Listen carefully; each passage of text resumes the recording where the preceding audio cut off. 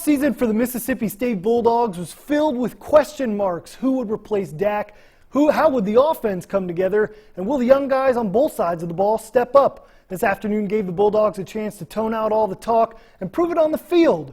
But they now may be faced with even more questions than this morning. WCBI's Robbie Donahoe has the full recap of Week 1 in Starkville.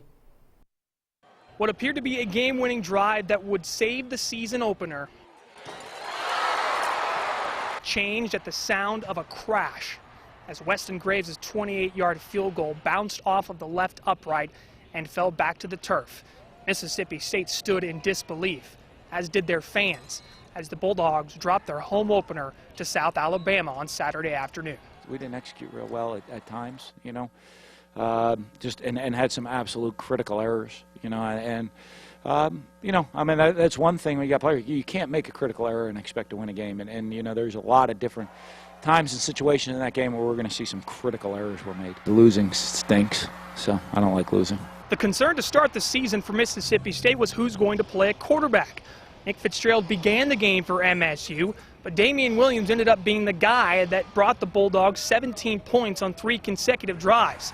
Mississippi State didn't score again until the second half when South Alabama got momentum.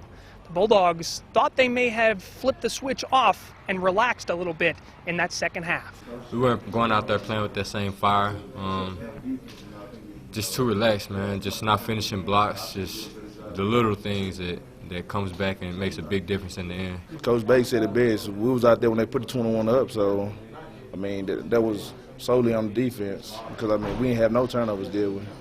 So, I mean, we could have helped out a lot, especially, like, you know, flipping field position if we would have got turnovers and stuff like that. So, I mean, we had a big part of that. And there's no time for Mississippi State to hang their heads. They can deal with this loss tonight, but starting tomorrow, they now have to prepare for the Southeastern Conference. SEC play begins next Saturday as South Carolina comes here to Davis-Wade Stadium. The Gamecocks coming off a come-from-behind win over Vanderbilt on Thursday, and MSU just has to get right back at it and practice better. As Dan Mullen put it, they practice as they play. From Davis-Wade Stadium here in Starkville, Robbie Donahoe, WCBI Sports.